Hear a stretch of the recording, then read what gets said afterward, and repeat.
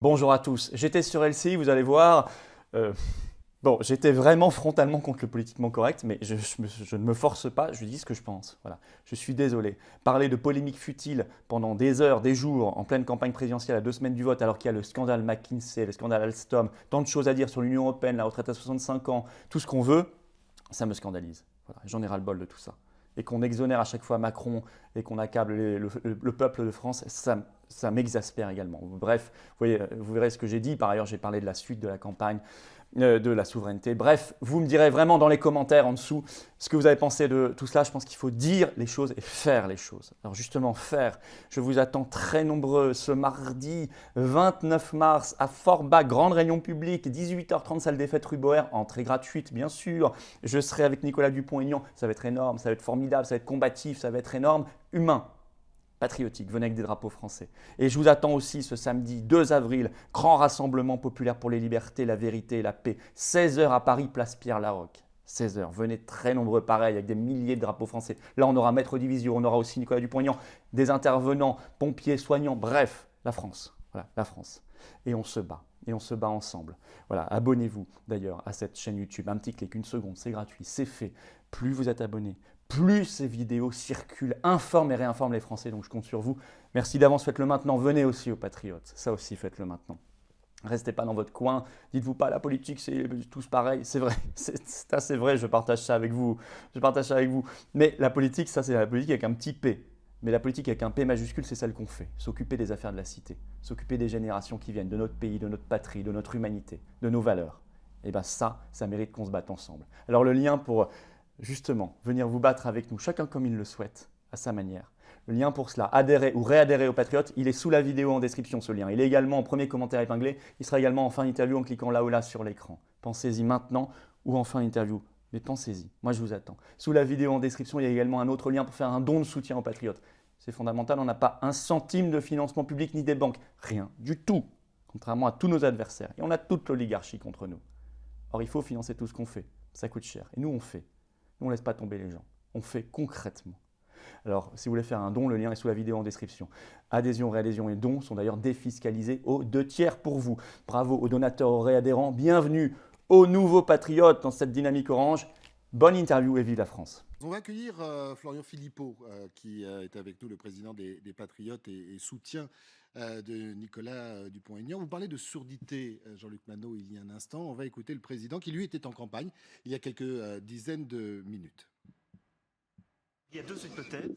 La première, c'est l'indignité. C'est plutôt celle qui me semble la plus crédible. Mais ça n'est pas une surprise. La deuxième, c'est la méconnaissance d'une réforme très importante du quinquennat, c'est le 100% santé. Et maintenant, les prothèses auditives, les lunettes et les prothèses dentaires sont remboursées par la sécurité sociale. 10 millions de Françaises et de Français ont eu accès à cela. Ça fait partie de mon bilan. C'est un bilan social dont je suis fier. Et j'invite alors à ce moment-là le candidat malentendant à pouvoir s'équiper à moindre frais. Ça du tout. On va réagir sur cette phrase du président. Et Valérie Nataf me faisait remarquer, à juste titre d'ailleurs, qu'il s'agit du candidat en campagne et non pas du président en campagne. Florent Philippot, merci d'être avec nous. Plusieurs questions. La première, comme pour ce tour de table. Vous avez bien entendu, vous, ce que scandait la foule hier au Trocadéro? Non, alors je l'ai entendu après parce que je n'ai pas regardé en direct, pardon, le discours d'Éric Zemmour. Et d'ailleurs, je vais vous dire, je trouve ça assez navrant dans une campagne déjà qui a du mal à exister, qu'on passe 48 heures, il reste moins de 2 semaines avant le premier tour, à parler de 10 secondes. Vous voyez, c'est pas mon candidat pourtant, hein, mais on parle de 10 secondes d'un discours d'1 heure devant des dizaines de milliers de personnes. On devrait parler de ce qu'il a dit. Voilà, vous devriez parler de ce qu'il a dit. Dans une démocratie normale, on devrait parler de ce qu'il a dit. On devrait Mais peut-être que dans débattre. une démocratie normale, peut-être que c'est une question que je pose, hein, dans une démocratie normale, on ne scande pas dans un meeting qui est diffusé par des chaînes de télévision, donc potentiellement devant des millions de personnes. On ne dit pas que le président est un assassin, ou en tout cas, quand on est, si vous étiez à la place de Éric Zemmour, est-ce que vous auriez dit à la foule de s'arrêter, tout simplement? Dans une démocratie normale, un président de la République ne dit pas que des millions de Français sont des sous-citoyens, des non-citoyens, comme il l'a dit, des non-vaccinés. Dans une démocratie normale, un président de la République ne dit pas qu'il va assumer d'emmerder ses compatriotes, comme on n'avait jamais entendu. Dans une démocratie normale, on ne dit pas pendant des heures et des heures d'antenne à la télévision ces derniers mois que les non-vaccinés sont justement des assassins. Le mot que j'ai entendu de très nombreuses reprises sur les antennes, sans jamais que personne ne s'indigne. Alors évidemment, quand c'est Emmanuel Macron, là, c'est tout de suite autre chose. C'est un crime de lèse-majesté, de lèse-macronisme. Mais je vais vous dire, le président de la République a joué avec le feu pendant 5 ans. Il a insulté à très nombreuses reprises ses compatriotes comme aucun autre président de la République ne l'avait jamais fait. Tout récemment, il a assumé de mettre de côté, de retirer des droits, de considérer comme des non-citoyens, c'est un terme très grave, une partie de son peuple. Aujourd'hui, une partie du peuple est manifestement en colère. Mais bon, il n'y a pas eu de violence.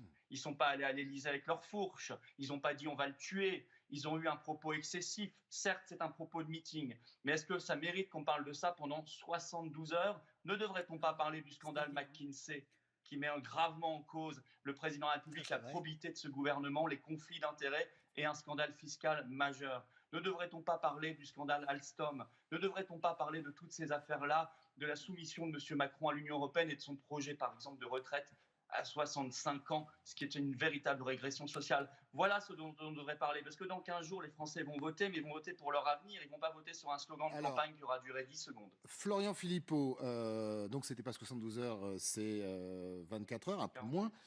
C'était hier, j'ai bien compris, vous ne condamnez pas spécialement. On va parler de Nicolas Dupont-Aignan.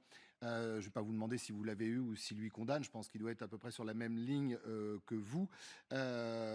Vous attendez quoi? Vous comptez sur quoi dans ce rapprochement entre vous deux? Et puis on parlera dans quelques instants d'une succession, puisque Marine Le Pen a dit que ce week-end, elle ne ferait pas une énième campagne présidentielle. Donc il y aura peut-être une place à prendre dans une recomposition d'une partie de cette droite. Mais d'abord, revenons sur Nicolas Dupont-Aignan. Mais écoutez, je soutiens, et les patriotes soutiennent effectivement la candidature de Nicolas Dupont-Aignan pour 2 raisons. D'abord, parce qu'il est le seul candidat des libertés dans cette élection présidentielle. Je le sais puisque nous organisons des manifestations justement depuis 18 mois chaque semaine. J'ai invité tous les candidats qui étaient anti-pass, etc. C'est le seul à être venu, et très tôt. Donc je veux dire, là-dessus, il est extrêmement sincère. Et nous avons vécu et nous continuons de vivre, puisque le pass sanitaire est toujours à l'entrée des hôpitaux, des EHPAD. Il vient de s'installer d'ailleurs en Martinique aujourd'hui. Je salue nos compatriotes de Martinique qui sont en lutte contre le pass vaccinal. Et Nicolas Dupont-Aignan lui a dit stop. Dans les hôpitaux, oui, dans les centres de soins, les EHPAD, ça peut peut-être se comprendre, ou vous ne comprenez toujours pas?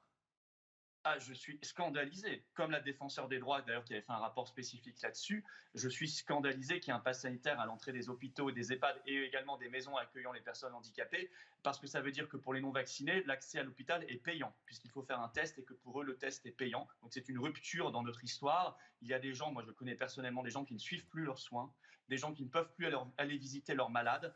Et là, si vous voulez parler de politique qui crée des morts, là, on a une politique qui crée des morts. Ça, c'est absolument certain. Et nous avons des drames, mais des drames silencieux, tout le monde s'en fout. Ben, nous, on ne s'en fout pas avec Nicolas Dupont-Aignan, on veut agir là-dessus. Et puis, Nicolas Dupont-Aignan, c'est le candidat de l'indépendance de la France. C'est le seul qui a dans son programme un référendum sur notre appartenance à l'Union européenne. Point que nous avons fait ajouter lors de l'accord, nous patriotes, c'est un gaulliste souverainiste, je partage cela avec lui, mais en plus il veut que les Français aient le choix. Et ça c'est formidable parce que les 11 autres candidats ne laissent pas le choix aux Français. Florian Philippot, vous associez avec une personne qui fait 1,5%. D'un autre côté, vous avez une personne que vous connaissez bien, avec qui vous avez partagé beaucoup de temps, d'efforts et de convictions, Marine Le Pen. Elle annonçait ce week-end justement que elle ne ferait pas l'élection de trop, enfin la prochaine, dans 5 ans. Vous n'avez pas quitté le navire un peu trop vite? Vous savez, moi je suis tout sauf un opportuniste. Alors d'abord, je vais vous dire une première chose. D'abord, on m'a dit ça juste avant les régionales en 2021. Dans les sondages, Marine Le Pen et le RN devaient gagner 5 régions. On a vu le résultat, ils ont fait 10 points de moins que les sondages. Donc on devrait quand même apprendre à se méfier de tout ça. Ensuite, Marine Le Pen s'est adaptée au sondage pour essayer de durer un peu plus. Bon, manifestement, elle a dit qu'on ne durerait pas plus que cette élection-là. Très bien, mais où sont les convictions là-dedans? Je me souviens qu'il y a 5 ans, j'étais auprès d'elle parce qu'elle proposait aux Français le Frexit. Parce qu'elle proposait aux Français d'avoir le choix de quitter l'euro, de quitter la CEDH, de quitter Schengen, c'est-à-dire de retrouver le moyen, le contrôle, de reprendre le contrôle de nos politiques pour qu'en matière industrielle, commerciale ou immigratoire, on puisse réellement changer les choses. Aujourd'hui, elle a renoncé à tout ça, peut-être pour suivre les sondages, comme elle a renoncé à la retraite à 60 ans. Très bien, ça s'appelle s'adapter au sondage, ça s'appelle de l'électoralisme, de l'opportunisme. Peut-être que ça lui permet d'avoir un traitement plus sympathique dans les médias parce qu'effectivement, elle va moins frontalement contre le système, même plus du tout contre le système. Elle s'est moulée dans le système. Très bien, ça lui assure une certaine, c'est un certain confort. Bah, pour le Mais moment, du point de vue pour des, le moment, des pardon, mais pour le convictions, moment, si on suit les sondages, zéro. ça lui assure quand même une possible deuxième place, un possible deuxième tour, et puis un possible duel face à Emmanuel Macron. Donc c'est pas une mauvaise ou une si mauvaise stratégie. Eh ben, c'est-à-dire que ça, c'était normalement acquis depuis 5 ans. Ça fait 3 mois qu'il y avait un doute là-dessus, mais enfin, elle était toujours en tête, elle était toujours avant en tête, et en tout cas au second tour depuis 5 ans. Elle était au second tour en 2017. Bon, on a vu ensuite le résultat, le débat, etc. La question, c'est pas celle-là. La question, c'est de savoir qu'est-ce qu'on défend comme conviction. Moi, je dis aux Français, au premier tour, au moins, votez pour vos convictions. Faites entendre votre voix. Faites peser vos convictions. Ne votez pas en fonction de sondages ou de tactiques qui vont de toute façon vous décevoir, parce que ça ne fonctionne jamais de voter comme ça. On verra au second tour. Moi, je l'ai dit, quel que soit le candidat face à Emmanuel Macron au second tour, j'appellerai à voter pour ce candidat, parce que je pense qu'un second mandat Macron, ce serait une catastrophe pour notre pays. Je ne sais pas ce qui resterait très exactement de la France au bout de 5 ans. À mon avis, pas grand-chose. Mais pour le moment, nous sommes au premier tour, et au premier tour, il faut faire peser ses convictions. Et si nous voulons défendre nos libertés, notre indépendance, notre souveraineté, avoir vraiment le choix, c'est la candidature de Nicolas Dupont-Aignan. Merci beaucoup, Florian Philippot, d'avoir été avec Merci à nous. vous. Et il